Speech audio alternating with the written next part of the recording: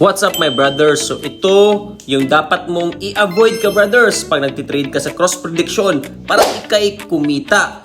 So itong advice ko na to ka brothers ay importante lalo na pa magtitrade ka sa cross prediction using cross or bill. So dito ka brothers, puntahan natin yung bill tab na yan ka brothers kasi bill tokens ang meron tayo ng trade tayo sa CrossForge at i-check natin yung BTC 1 minute up or down. Kikita natin dito ka brothers, no? Minus 7 siya. So meaning naka-down siya. And yung odds naman pag manalo yung down, 1.11 lang. So wag na tayo mag-order pag ganyan ka brothers. Wag na natin i-risk yung ating tokens para sa 0.11, 0.04. So ang liit ng percentage na yan kung mananalo ka man.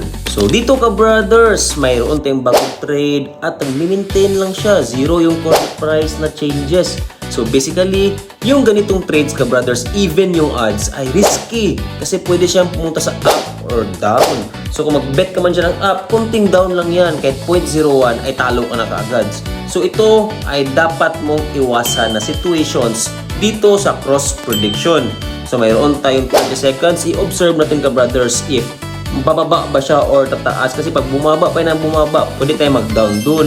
At pag tumaas na tumaas, pwede tayo mag-up dun. Kahit na 1.5 yung odds ay pwede na yan ka brothers. Kasi ibig sabihin nun, ang 10,000 PHP mo magiging 15K. So ganun siya magbasa ka brothers ng profit. So ganitong situation ay 0-0 siya nag-maintain, up down. So risky yan tayaan, kaya pass na agad yan ka brothers pag may encounter nyo to. Sa next trade ka brothers, ipapakita ko bakit dapat mong ipass yung ganitong sitwasyon. So ngayon ka brothers ay nag-up siya at nag-down ulit to 0-0, nagda-down siya. So basically ka brothers, dito bibili ako ng up shares kasi malapit lang naman. So ito ay napaka-risky na rin kasi nagda-down siya at ako ay bibili ng up shares. So successfully submitted order. So mayroon na tayong up shares. So 0-0 siya ka brothers, no? Nag-maintain siya sa 0-0 na changes. So risky to. Ito yung sinasabi ko kanina ng risky. Pinasok ko ka brothers para makita nyo why risky siya. So naka-up ako and nag-maintain lang siya ng 0-0. May sudden spike siya na pababa. Nakikita nyo naman sa graph na yan. So let us observe. 14 seconds left. Makikita nyo dito ka brothers ang time. So last 10 seconds, nag-maintain pa rin siya ka brothers sa 0-0. So ang kaya ko is up. So dapat mag-up siya ka brothers in order for me to earn. And ang ending ka brothers is nagpula siya in the last minute. So basically ka brothers, I lost that round. So nakikita nyo naman, lost, no? So natalo ako dun ka brothers kasi nag-bet ako na 0-0 na naman siya. So yun yung kailangan yung i-avoid ka brothers na situations kasi di natin alam kung saan siya pupunta. Pwede siya mag-up or down anytime unexpectedly. To trade naman, puntahan natin ang CrossForge. So nandito tayo ngayon sa CrossForge. So ito ka brothers, ang center ng tokens dito sa Cross. So dito sa 9 dots na to ka brothers, makikita mo dyan yung Forge under ni Cross. Pwede mo lang puntahan ang cross-token.io. After ka brothers, click mo lang yung 9 dots, mapupuntahan mo si CrossForge. So dito ka brothers, pwede ka mag-convert ng token from Cross to other tokens ka brothers such as Billions. Itong Billions ay ginagamit natin sa cross prediction.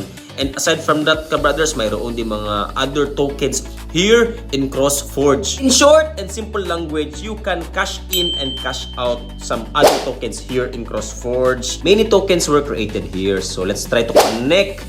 So just sign in with Google ka brothers or Apple if you have an Apple device. After you sign in ka brothers, your wallet will be connected and also your cryptocurrencies. So you can already cash in and cash out here in CrossForge. So there are a lot of tokens available here such as the CrossAra, Molts, AFK, 3 Kingdom. So i-click lang natin si Billions para ma-convert ka ng Billions ka brothers. So makikita mo dyan yung graph niya. So tumataas siya, mag-spike siya pababa.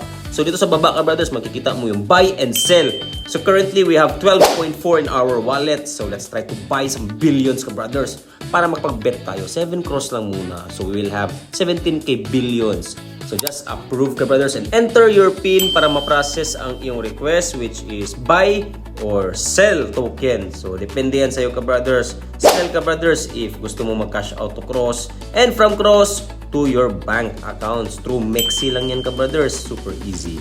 Kikita mo dyan ka brothers yung mga value ng mga tokens na meron ka sa wallet mo.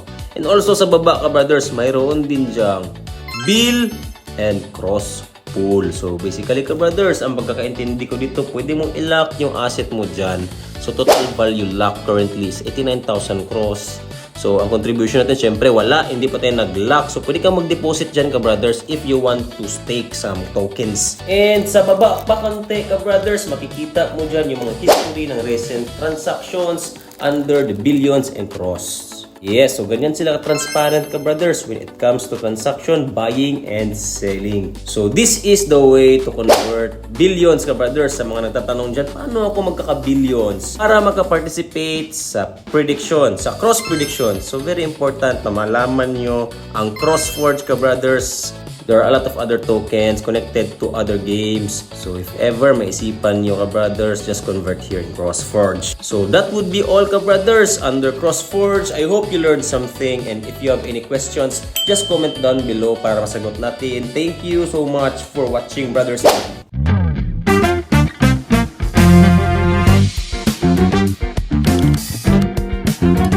Don't forget to like and subscribe to Brothers TV.